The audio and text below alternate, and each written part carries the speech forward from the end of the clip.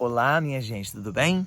Aqui estamos para mais um vídeo na área de história contemporânea, de história da atualidade. No último vídeo nós tivemos falado sobre a chamada distensão, o que ocorreu no mundo durante os anos 70, aquele período de desaceleração da Guerra Fria, mas nós não estamos autorizados a falar em fim da Guerra Fria. Mas a partir dos anos 80 e dos anos 90, nós falamos da dissolução da Guerra Fria, ou pelo menos da dissolução daquela ordem bipolar, capitaneadas, lideradas pelos Estados Unidos e pela extinta União Soviética. Pois bem, ao longo dos anos 80, falar primeiro da União Soviética. Ao longo dos anos 80, a União Soviética, dentro de uma crise política muito grande por conta dos processos emancipacionistas da Letônia, Lituânia, Estônia, Geórgia, Moldávia, Azerbaijão, Turcomênia, Tadiquistão, enfim, as várias repúblicas que compunham as 15 repúblicas da União Soviética começaram a colapsar, começaram a entrar num processo de independência, processos emancipatórios, emancipacionistas.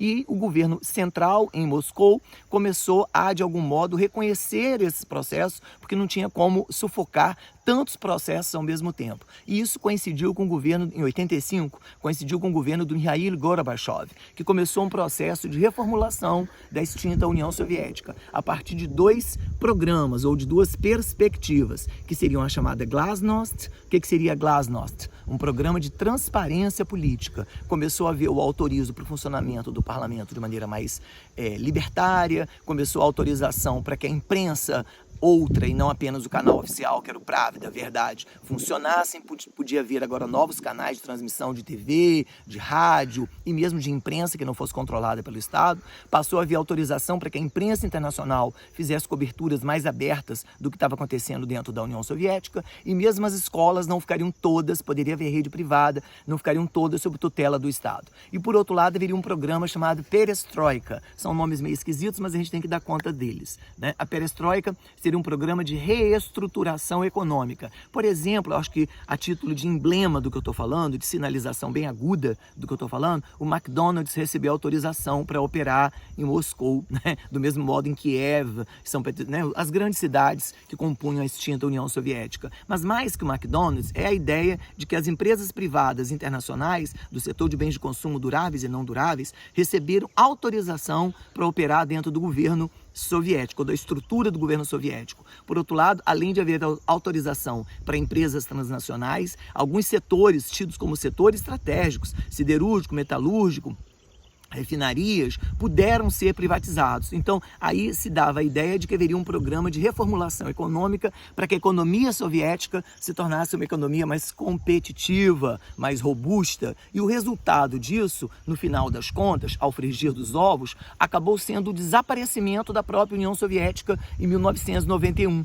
O que era para ser um programa de reformulação econômica, Glasnost e Perestroika, acabou resultando lá no final, daí a 6 anos, acabou resultando em 91, na própria dissolução da União Soviética. E aí, minha gente, é uma espécie de efeito dominó. A hora que a União Soviética literalmente implode e desaparece do mapa, aqueles países que estavam no leste europeu, que eram muito vinculados à União Soviética, foram gradativamente derrubando seus regimes socialistas e muitas vezes até pela via político-partidária, aderindo a programas liberais, a programas capitalistas. Isso aconteceu com a Polônia, com Lech Walesa, isso aconteceu com a Alemanha, que acabou, houve a queda do Muro de Berlim em 89, e aí você tem a Alemanha Ocidental e a Alemanha Oriental virando uma Alemanha só, e mesmo países como Albânia, Romênia, a Tchecoslováquia foi desmembrada em duas, virou a República Tcheca e a Eslováquia, a antiga Iugoslávia virou um emaranhado de países, Bósnia, Sérvia, Herzegovina, Macedônia, Trácia e por aí vai. Então, isso nos dá a dimensão de que aquele modelo,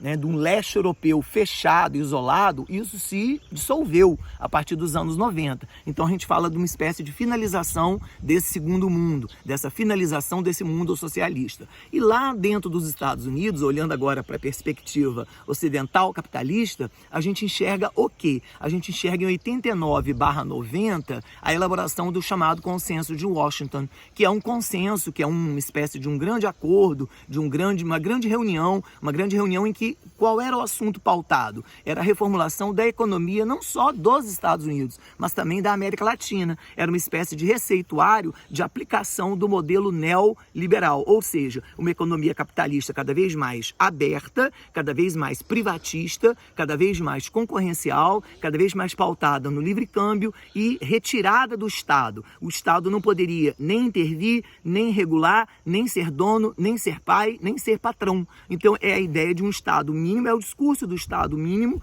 que havia lá no liberalismo do século XVIII e que agora vai ser trazido de volta nos anos 90. E do momento que os Estados Unidos, com o governo Reagan, ainda nos anos 80, e depois o governo Bush, e depois o governo do outro Bush, nos anos 90, isso nos dá a dimensão de como que os Estados Unidos enveredaram pela seara de uma articulação neoliberal. E isso serviu de modelo para que a Margaret Thatcher, na Inglaterra, em outros países todos, Fernando Henrique Cardoso aqui no Brasil, aderissem a esse receituário neoliberal. Então, nos anos 80, 90, nós falamos do fim da ordem bipolar, porque você passa agora a ter Estados Unidos, mas não tem mais União Soviética, você passa a falar de China, você passa a falar de Japão, você passa a falar de Canadá e até mesmo da Alemanha, como novas economias de ponta no cenário mundial. Bom, mas o que aconteceu a partir dos anos 2000, quando houve a ascensão do mercado chinês e finalmente a retomada de algum crescimento econômico da Rússia com Vladimir Putin, aí já é papo para o nosso próximo vídeo. Fica aqui meu muito obrigado. E se você gostou desse nosso trabalho, dá um like, curte, compartilha, divulga com seus amigos para que esse nosso trabalho possa prosperar bastante. Desde já, minha gente, muito obrigado.